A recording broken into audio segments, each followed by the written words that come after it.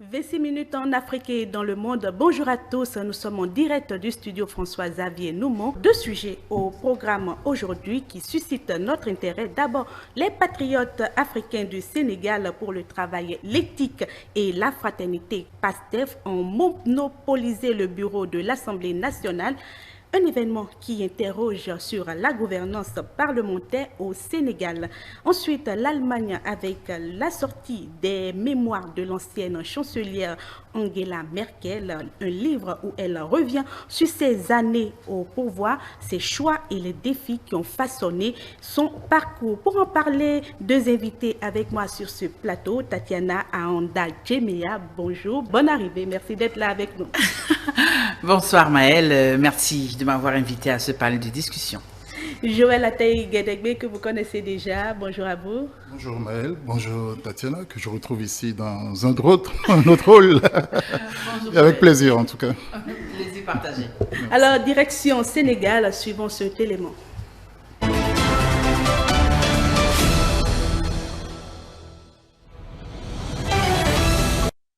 À 41 ans, Malick Ndiaye devient le plus jeune président de l'Assemblée nationale, alors que circulait le nom du président du groupe parlementaire du PASTEF, Ayib Daffé, ou encore celui du député élu à Dakar, Abbas Fall. Malick Ndiaye, qui a été le porte-parole du PASTEF pendant toute la campagne présidentielle, est considéré comme un fidèle et proche du Premier ministre Ousmane Sonko comme du président Bassirou Diomaye Faye. Membre du Parti des Patriotes quasiment depuis sa création, le parti au pouvoir a ainsi fait le choix d'une personnalité qui ne risque pas de s'opposer au tonitruant Premier ministre. Une personnalité tempérée, affirment d'autres analystes, ce qui pourrait aider pour arbitrer les débats difficiles qui s'annoncent au sein de l'hémicycle. Malick Ndiaye fait aussi partie des personnalités assez connues des Sénégalais, très présents sur le terrain médiatique depuis sa nomination en tant que ministre et qui tient le discours de la rupture cher au parti. À voir comment il va pouvoir l'incarner à la tête de l'Assemblée nationale et avec l'intense travail législatif qui attend le Parlement. Et au lendemain de l'installation de cette nouvelle assemblée, l'opposition conteste déjà le nouveau bureau. Selon la coalition Taku Walou, le poste de 8e vice-président aurait dû lui revenir. Mais pour maintenir la parité, Malick Ndiaye a refusé le nom de Farban Ngom proposé par l'opposition et demandé au groupe de désigner une femme. Aucun consensus n'a été trouvé. C'est finalement Rama Bodian du parti PASTEF qui a été nommé.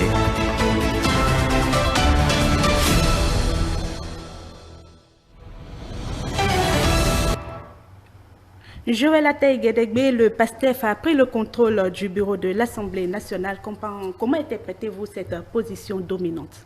Ah non, vous avez parlé de position dominante. C'est d'abord tous les sièges, enfin la quasi-totalité qu'ils ont raflé. Ça, c'est pas tout à fait nouveau. Disons que les Sénégalais sont assez régimistes. Et le président Diomaye Faye et surtout le Premier ministre Sonko ayant demandé à avoir les moyens de leur politique le sont vus donnés par les Sénégalais. Donc il en découle que le bureau ne pouvait être que contrôlé par le PASTEF. Moi, ce qui m'a intéressé dans tout ça, finalement, c'est l'effort, le souci de parité. Et c'est pas si souvent commun que on essaye à ce niveau de faire une place à la gente féminine. Les places sont chères, croyez-moi. Et donc, si on a encore le temps de se soucier de ça, ben, chapeau au PASTEF. Et j'espère que ça va se dénouer, et même s'il y a un recours devant le Conseil constitutionnel. Alors, avec ta permission, Maëlle, je vais rajouter de l'eau au moulin de Joël. Pour moi, cette majorité ne surprend personne. Moi en particulier parce que pour moi, c'est juste la suite logique décidée par les Sénégalais de donner de la majorité au duo Diomaye Faye, Sonko et surtout au parti le PASTEF. On va un peu essayer de revenir en arrière. Certains analystes et observateurs de la vie politique sénégalaise l'annonçaient déjà que le parti PASTEF deviendrait la première force politique du Sénégal au lendemain du départ, si jamais, à l'époque, quand les uns et les autres estimaient que Macky Sall ne voulait pas partir du pouvoir, certains disaient déjà que une fois Macky Sall parti, le parti PASTEF deviendrait la première force du Sénégal. Et là, les législatives anticipées tenues il y a quelques semaines n'ont pas démenti. Donc là, le PASTEF a vraiment la majorité qu'il faut au niveau du Parlement. Maintenant, on reste à voir ce que cette majorité pourra produire. Est-ce ce dont le Sénégal a besoin actuellement? Oui et non. Oui, parce que comme dans tous les régimes qui arrivent au pouvoir en Afrique, il faudrait quand même qu'on laisse du temps au PASTEF pour pouvoir démontrer de quoi ils sont capables. Parce que comme on dit souvent, quand on a la touche, on juge celui qui est en action. Maintenant, le PASTEF a ce large pouvoir de pouvoir disposer du Sénégal ce qu'il veut. Si le PASTEF décide de faire du Sénégal une monarchie, nous le saurons d'ici quelques temps. Ou alors, si le PASTEF décide de faire du Sénégal une démocratie, comme nous avons toujours eu à voir au Sénégal, les jours à venir pourront quand même nous édifier. Mais je vais aussi dire qu'il ne faudrait pas que l'opposition sénégalaise se repose quand même sur ses lauriers. Dit que oui, on est minoritaire. Je crois que quand on est minoritaire, on trouve toujours des mécanismes pour se faire entendre. Donc la balle est dans le camp de la minorité sénégalaise au niveau du Parlement pour que on ne laisse pas libre cours au PASTEF. Merci à vous, Joël Atay-Guédégbé. Est-ce une opportunité pour le PASTEF de prouver sa capacité à gouverner? Absolument, plus que jamais, c'est un défi historique, en plus dans une région qui est traversée par la tentation des pouvoirs militaires et par le défi terroriste. Il faut pouvoir se frayer sa voie sans désespérer la majeure partie du pays qui est faite de jeunes. Et beaucoup choisissent la voie de l'exil à travers les mers et plutôt avec le risque des inondations, des malheurs. Et donc, comment renverser la tendance? Il n'y a pas de baguette magique, donc il faut pouvoir travailler, convaincre les Sénégalais de se remettre au travail, d'espérer un meilleur avenir. Et le PASTEF n'a plus d'excuses. Ils ont effectivement tous les leviers en main, mais il faut pouvoir se garder du vertige du pouvoir. Et l'opposition ou la fragilité du PASTEF pourrait venir aussi de cette trop grande, de l'intérieur. Ça, c'est le premier risque qu'il est. Et ensuite, les divisions intestines. Et sinon, l'opposition doit se reconstruire. J'ai apprécié la posture d'une partie de cette opposition, de certains anciens fidèles de M. Macky Sall. Et lui, dont on n'a pas compris tout à fait le retour, mais qui a fini par laisser sa place. Avec son retour, l'opposition allait bouleverser l'échiquier politique sénégalais, mais tel que c'est parti là, je crois que l'opposition devra vraiment batailler dur pour venir au devant de la scène. Si elle s'inscrit résolument dans une posture républicaine, elle a des chances de récupérer par rapport aux erreurs inévitables que le PASTEF va faire en cours de pouvoir. Quelqu'un a dit tout à l'heure que c'est quand on est à la touche qu'on est le meilleur joueur possible. Donc ils vont quand même commettre des erreurs. Et à l'opposition qui est déjà expérimentée, qui est faite de gens qui ont exercé le pouvoir, de pouvoir récupérer ça et d'offrir la perspective d'une alternative au Sénégal. Il faut qu'en Afrique, nous cessions avec ces alternances sans perspective, sans alternative. Et donnons du contenu à ce que nous proposons aux uns aux autres. En leur nom, c'est toujours au nom des populations. Mais pour l'instant, chapeau aux Sénégalais, à la classe politique, et les uns et les autres, à commencer par les premiers sortants, l'ancien Premier ministre et l'ancien maire le maire de Dakar et j'en passe. La plupart des gens qui ont été défaits ont été grands seigneurs et ont spontanément reconnu leur défaite. Et maintenant, il s'agit de se mettre au travail.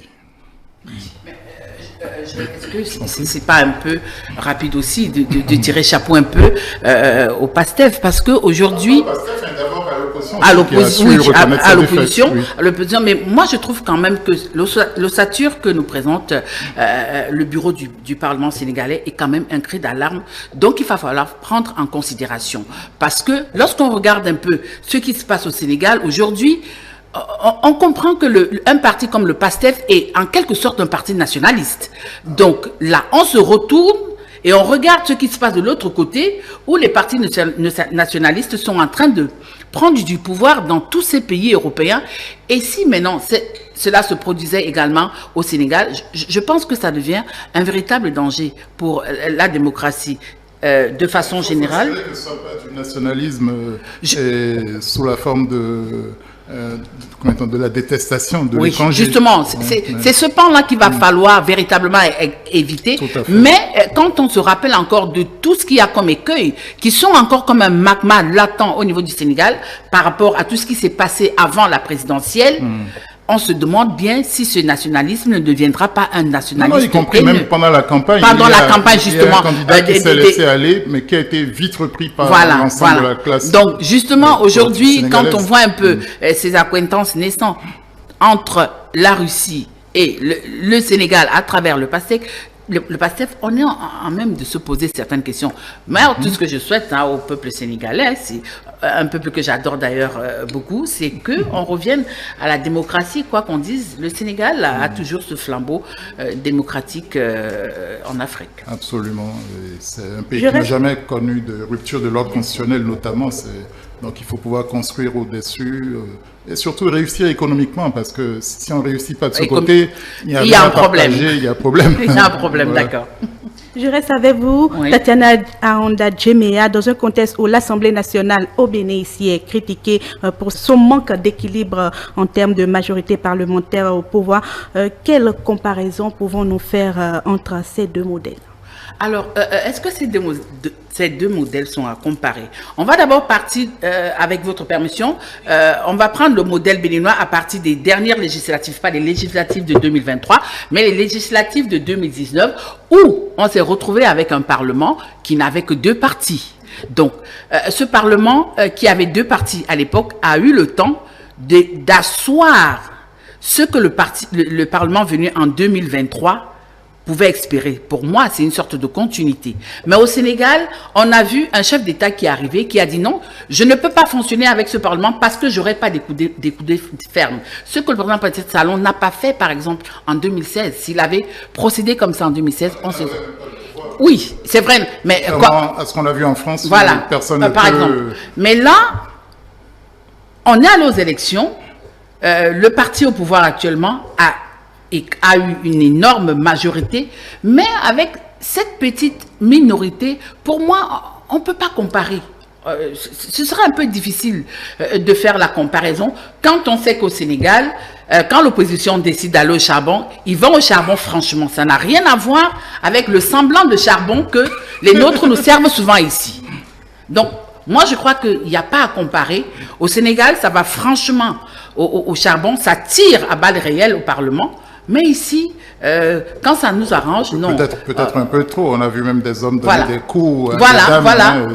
C'est pas parce qu'ils se donnent des coups qu'ils ne se respectent pas. Non, y aller. Oui, c'est ça que je suis en train de dire. Donc, pour moi, il n'y a pas comparaison. Comme dirait l'autre, il n'y a pas photo. Qu'est-ce que vous en dites? Non, on ne peut pas comparer absolument ces 2 réalités différentes, ces 2 traditions politiques différentes. Il y a une continuité au Sénégal. Les partis, certes, sont dans une forme de fragmentation. Il y a même eu un début de transhumance. Et donc là, il y a peut-être une relative ressemblance avec nous. Mais on l'a vu en France également, des socialistes qui ont rallié Sarkozy et vice-versa. Gabriel Attal est venu de la gauche, ainsi de suite. Bon, donc, mais... c'est à chaque pays de construire sa tradition, de dégager ce qui n'est pas... Qui fait sa démocratie en quelque sorte. Réalité, oui. En réalité. Les Sénégalais ont commencé à voter depuis les années 1800. Avec la citoyenneté avait un sens. L'idéologie au niveau des partis, encore plus. L'identité des partis. Peut-être qu'ils vont devoir matiner leur système partisan de moyens pour rendre les partis un peu plus forts, dégager leurs histoires de, comment on appelle ça, de parrainage, oui. Où on n'arrive pas trop à savoir combien d'électeurs. Enfin, le système est parfois lourd inutilement. Ouais. Mais voilà un pays aussi où on fait confiance à l'administration pour organiser les élections. L'armée est très impliquée dans l'organisation des élections, sans qu'on trouve à redire.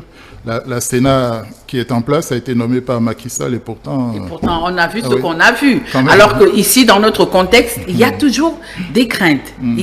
En fait, ce qui tue la classe politique béninoise aujourd'hui, c'est qu'on n'arrive pas à se faire confiance, aussi bien de l'opposition que de la mouvance. Aujourd'hui, c'est un mal atavique de la vie. Voilà, c'est un mal qui existe depuis les indépendances et que pour moi aujourd'hui, il faille véritablement qu'on essaye de corriger le tir. Un autre événement qui attire notre attention en Europe, une figure historique, Angela Merkel, revient sur ses années au pouvoir dans ses mémoires récemment publiées. Suivons cet élément. Angela Merkel vient d'écrire ses mémoires. Elle raconte les 16 années passées à la tête de l'Allemagne. 16 ans, c'est plus qu'aucun président français n'a jamais fait. Elle évoque aussi les 35 premières années de sa vie avant la chute du mur, quand elle vivait en Allemagne de l'Est, sous la dictature communiste. Au total, une expérience exceptionnelle, qu'elle raconte dans le grand entretien qu'elle vient d'accorder au Point. Merkel défend son bilan, qui est contesté de toutes parts. Par exemple, la décision de renoncer à l'énergie nucléaire. Elle a accru la dépendance au gaz russe. L'économie allemande doit se passer aujourd'hui de ce gaz à cause de la guerre en Ukraine, cela lui coûte très cher. Merkel explique que la pression de l'opinion publique était trop forte après l'accident de la centrale nucléaire de Fukushima au Japon. Même elle, pourtant pro-nucléaire au départ, a dû céder. Elle se défend d'avoir été trop indulgente envers Vladimir Poutine. Elle reconnaît que l'intégration des immigrés doit encore faire des progrès en Allemagne, car l'antisémitisme progresse à nouveau. Elle donne son avis sur les présidents français avec qui elle a dû travailler, Jacques Chirac, Nicolas Sarkozy, François Hollande, et le seul qui trouve vraiment grâce à ses yeux, Emmanuel Macron. Elle dit qu'elle a apprécié sa culture, son intellect, sa créativité pour trouver des solutions en Europe. Maintenant qu'elle est à la retraite, c'est peut-être le seul qu'elle regrette aujourd'hui. Étonnant, non ?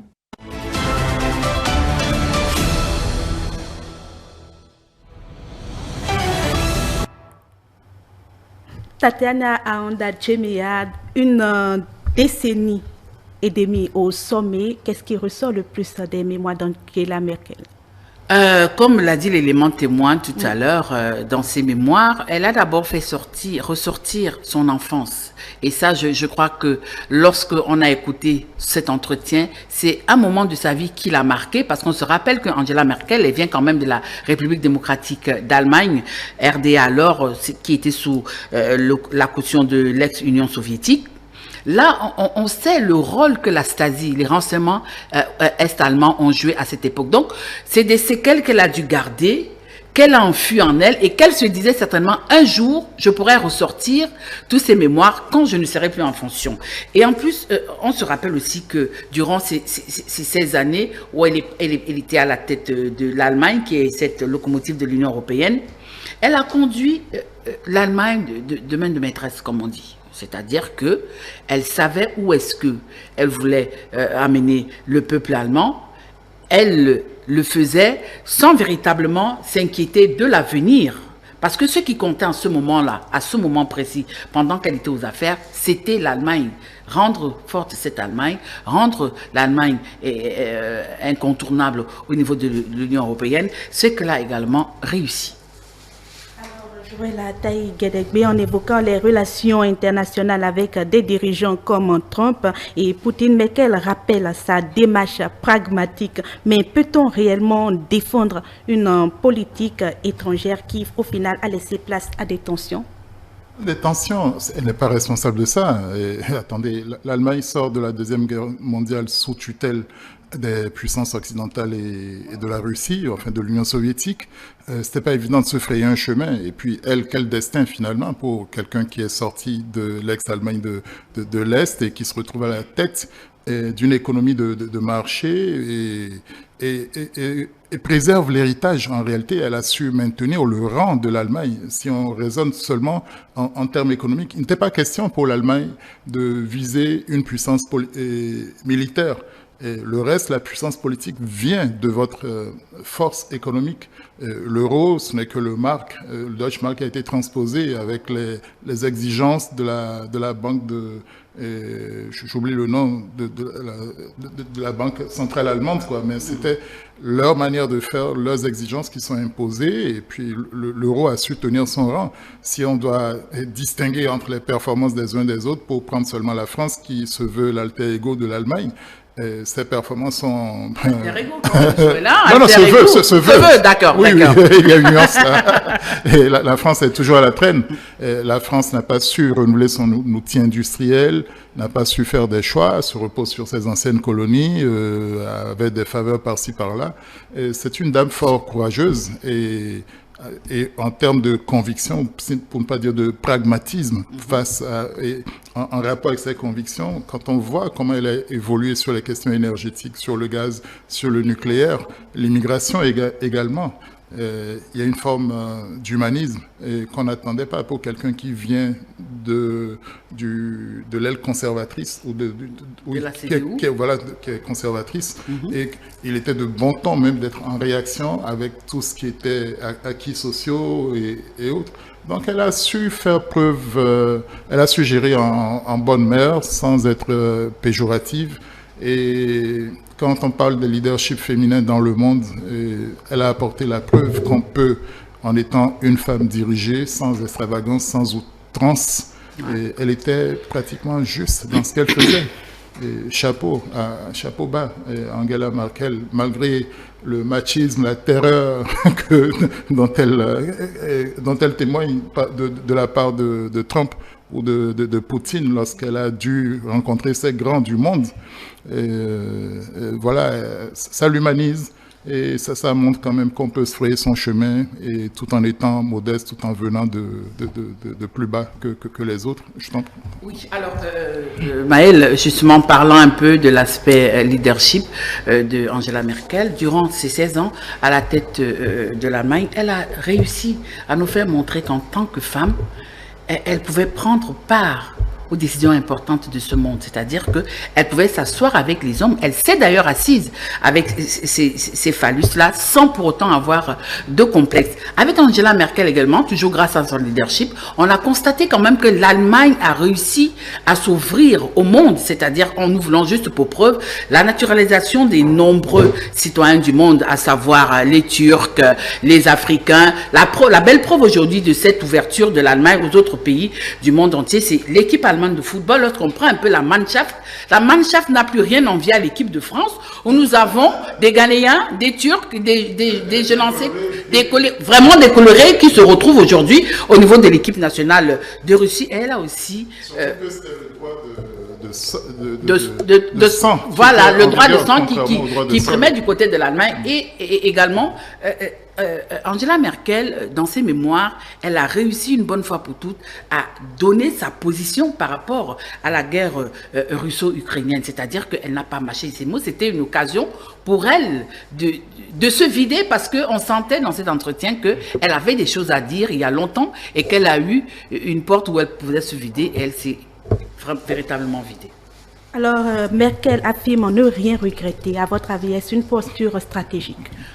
Oui, c'est stratégique parce que lorsqu'on se retrouve avec des requins en mer, le mieux c'est d'éviter de saigner.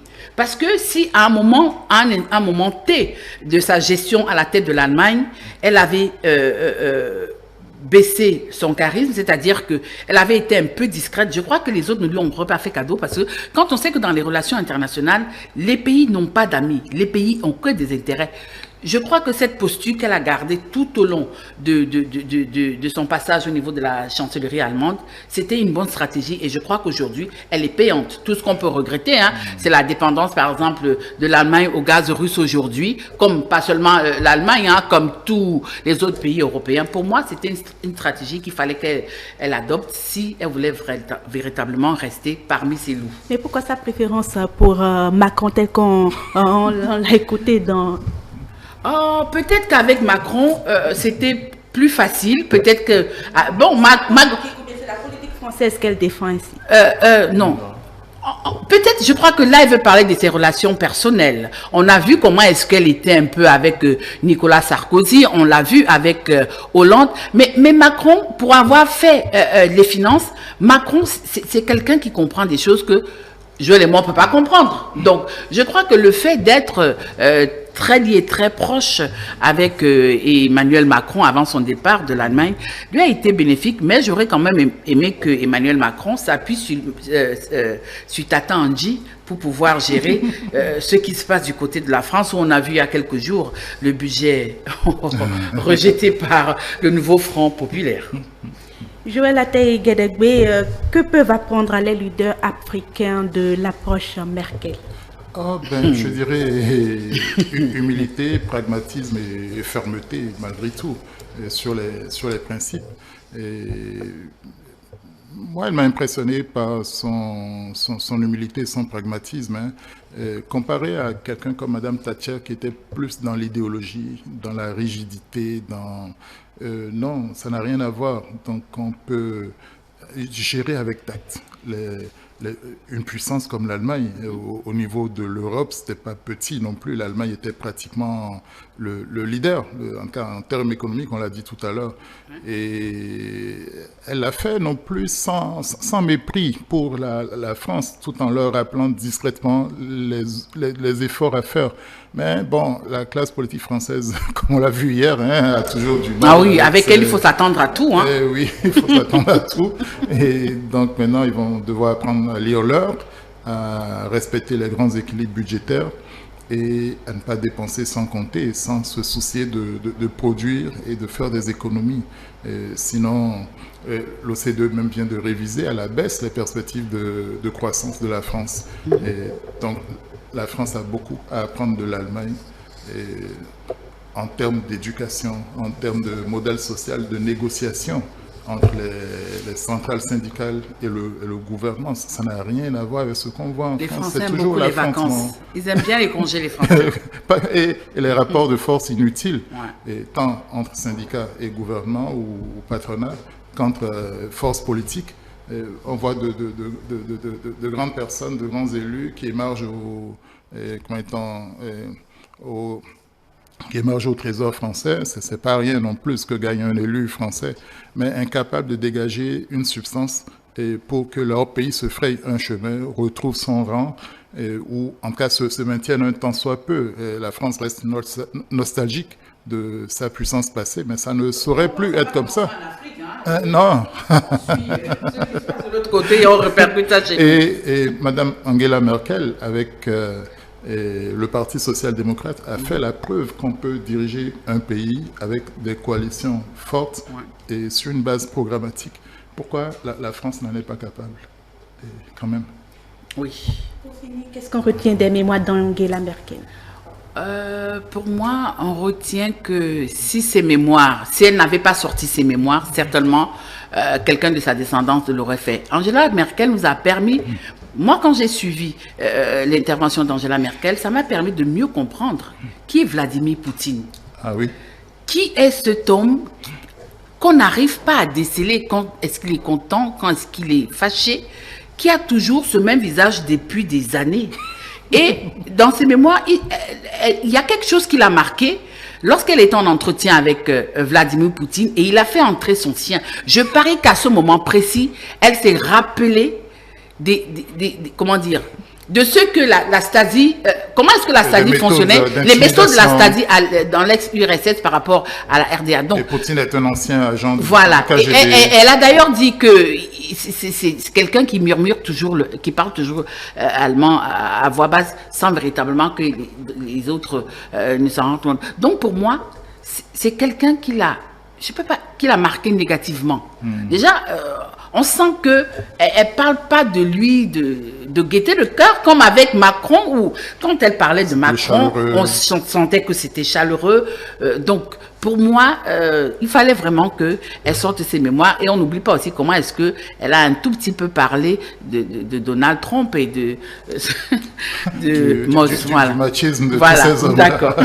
Merci à vous, Tatiana. Sans parler même de l'espionnage qu'elle a subi dans sa vie intime. Voilà. Elle a subi quand même des outrances. Alors nous sommes à la fin. Merci à vous, Tatiana Honda Djemea, d'être de la partie avec nous. Joël Ataïgedegbe, merci à vous. Merci à vous, chers téléspectateurs. Merci de continuer également à nous suivre sur nos différentes plateformes www.etélé Bénin pour notre site internet et notre page Facebook ETélé en direct et via notre application iOS et Android ETélé, tout simplement ETélé avec vous pour vous.